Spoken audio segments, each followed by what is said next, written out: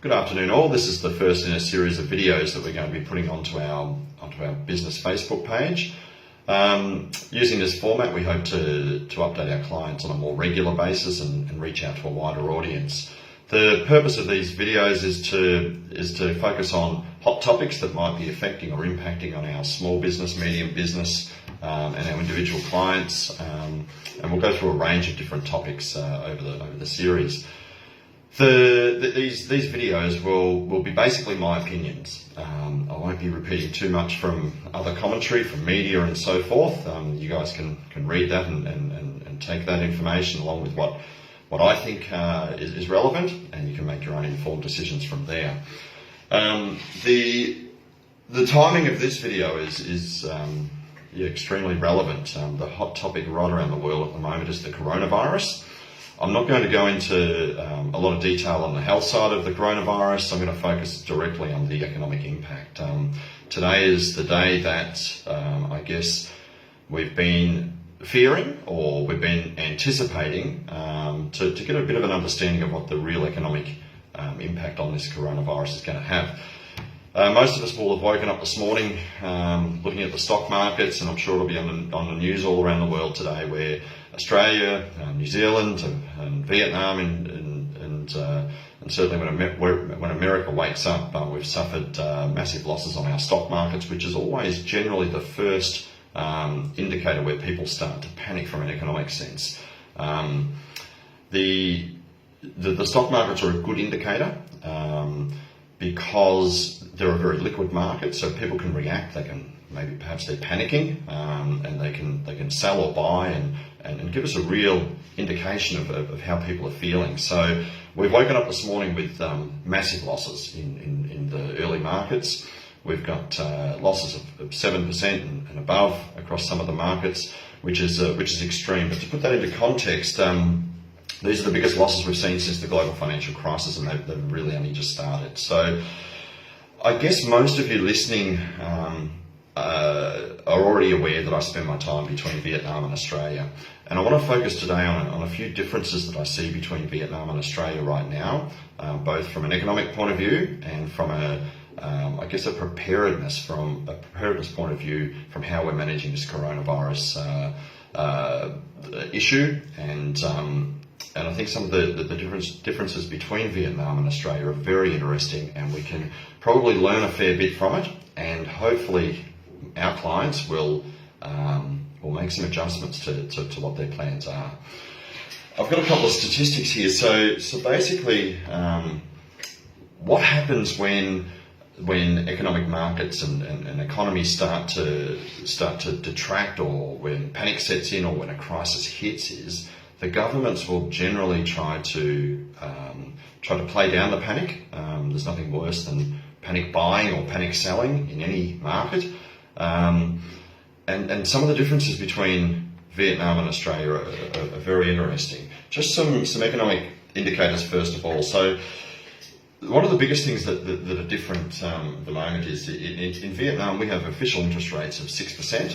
In Australia we have official interest rates of 0.5%. Vietnam, as most people are aware, is growing at a rapid rate, one of the fastest growing economies in the world, with GDP, or gross domestic product, of 7%, as opposed to Australia being 2.2%.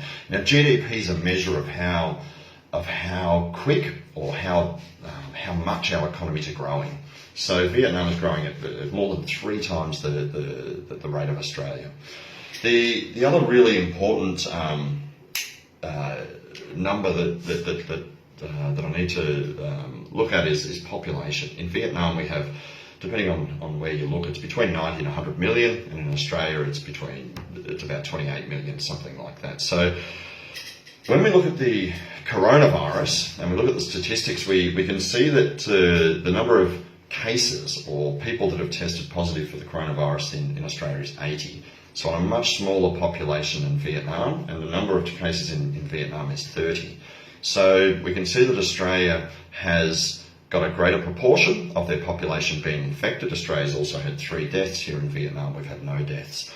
Vietnam was leading the world in this regard a bit over a week ago. We hadn't had any new cases here for 22 or 23 days. It's just been in the last 4 days where we've had another handful of cases. The reason I bring that up is because being here on the ground in Vietnam, it is evident the measures that the government's taking to contain the environment, to contain this virus. We're now in phase 2 over here in Vietnam, and I think the whole world has found itself in phase 2. And what that means is that phase 1, we were concentrating on limiting the exposure to countries around us, mainly China and more recently South Korea, possibly Japan. In phase 2, we now have over 100 countries that have got the virus, so it's now not a matter of focusing on just a few countries to minimise the instances of spreading the disease over here. It's now a lot wider. We will see, I think, as of tomorrow, we will see a new series of measures being taken by the Vietnamese government. My understanding is that that the government has been getting all arrivals into Vietnam to fill out a health self-assessment form. As of tomorrow, I understand that every resident here, so every one of the 90 to 100 million people here, will have to fill out a health form to declare our fitness and health. I don't know what that form will look like. I expect that will happen. It's being proposed, but that's another measure that I expect to happen. One of the other really interesting things is also the level of testing. So in South Korea, for example, at the moment, they're doing about 10,000 tests a day. Here in Vietnam, I think it's well into the thousands. In Australia, I don't think they're testing as much as what we are over here. So there could be a lot more cases in Australia than what we're hearing about. It comes down to testing. As you've probably read in the social media, and which I advise you to avoid reading most of that, but as you read in some of the more reputable sources, some of the countries such as America are basically doing zero to or very little testing, which is very surprising. They are in for a rude shock when it hits home that this is a serious issue. So on the ground here, I want to just give you some of my opinions and some of my observations, which is what most of these podcasts will be based on. We are already seeing drastic measures. The government here about 8 weeks ago completely shut every school as a precaution. In Australia, my understanding is when we found a case in a school, we've shut the school for a day, disinfected the school and gone back to school the next day. Australia will get to a stage where they will be shutting schools for not days on end, but weeks on end, and that's a new environment that we have to face. Here in Vietnam, we've been in that situation for almost 2 months. We've been homeschooling our kids. Us that have to work in our businesses, we've been waking up super early and getting our work done, then homeschooling our kids, and then trying to get the rest of our work done very late at night. The government here also, when it comes to self-isolation, they're very quick to identify a case and then enforce the self-isolation. I think in Australia they are suggesting that infected cases go home and self-isolate in an uncontrolled environment, and as you'll be reading, that there are quite a few cases of Australians that have been told to go home to self-isolate, and they've ended up going back to work and infecting a whole lot of others. So over the next few days, possibly weeks, Australia's infection rate will increase dramatically. That's my opinion. And I think Australia will catch up very quickly. I think they're probably 3 to 4 weeks behind where we are here in Vietnam as far as preparedness for this goes. So I think in the next few weeks, Australia's going to catch up very, very quickly. The reason I mention all of that is because this virus is having a massive economic impact here in Vietnam. And if we're 3 or 4 weeks in front of developed countries like Australia, it's fairly important that we understand what's happening here, because I believe that the same will happen in Australia in a very short period of time. With the stock markets crashing, as I've mentioned previously, around the world, probably 3-4 weeks ago, we started hearing from clients here that they are suffering in a big way, particularly in the tourism industry, whether that's hotels, tour groups, airlines, anything attached to the tourism industry started to feel a sudden impact from the virus. They were sending staff home. we're talking large populations of staff that they've just sent home.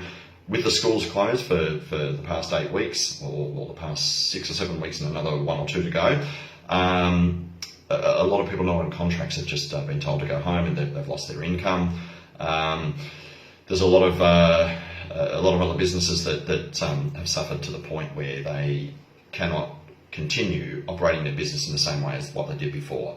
So over here we're starting to see businesses realise the impact, and a lot of businesses unfortunately have not realised the impact soon enough, and they've gone out of business. Driving around Saigon here in Ho Chi Minh City, which is the capital of Vietnam, it is now evident that shops are starting to close. There are empty shops, not a lot, but they are starting to be a bit more visible when you ride around the streets. This will come to Australia as well. It's just a matter of when we realise it. The big, from an economic point of view, and I'm going to try and focus just on the economic point of view rather than the health side of it. From the economic point of view over here, the Vietnamese government is a lot more prepared as well. We've got interest rates, as I mentioned, official interest rates of 6%. So when an economy struggles and when things are tough, the governments always have official interest rates up their sleeve. And therefore, if the Vietnamese government reduce interest rates, then that makes it more attractive for people to go out and borrow money to put into their businesses working capital, or to borrow money to buy new equipment, or to upgrade their shop or their business, or buy computers, things like that, or even borrow money to tap into the next opportunity that might be out there. Australia's official interest rate is at 0.5%, so the government does not have a lot of room to move. They will not want to go to 0%, so therefore they'll be resisting that. And I would anticipate, and I think it was talked about yesterday or the day before, about the government considering handing out cash, and I'd expect them to do that. Unfortunately, I don't believe that's going to work. We've got the examples of Kevin Rudd back in the global financial crisis, just giving out handfuls and handfuls of cash to the economy. I remember it was the December quarter, just before Christmas, he was handing out a lot of cash because he didn't want the Australian economy to go into what's officially called a recession.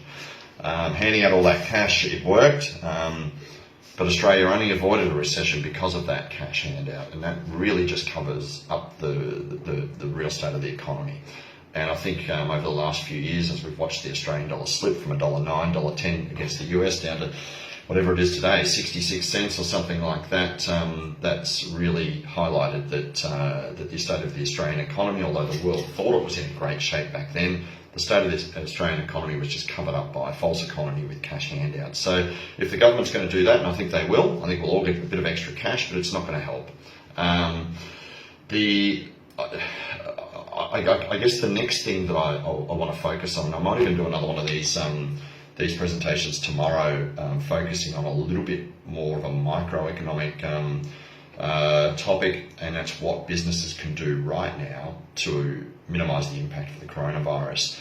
I think I'll leave this podcast on the note that, like any crisis, whether it's the global financial crisis or whether it's some sort of bust after a boom, whether it's the .com boom, the mining boom, or this coronavirus crisis, there's some people that survive in business and there's others that don't. And those that survive are the ones that are prepared to take the big decisions right now and not wait to try and ride out the economic impact. If we see economic indicators turning on a quick scale, on a large scale, we've got to make the same sort of decisions in our own little economy called our business. So if we don't do that quickly, then we're going to suffer the consequences of that. So over the course of the next day or two, I will put out another podcast with my opinions and some hints and tips on what small business can do and even large business can do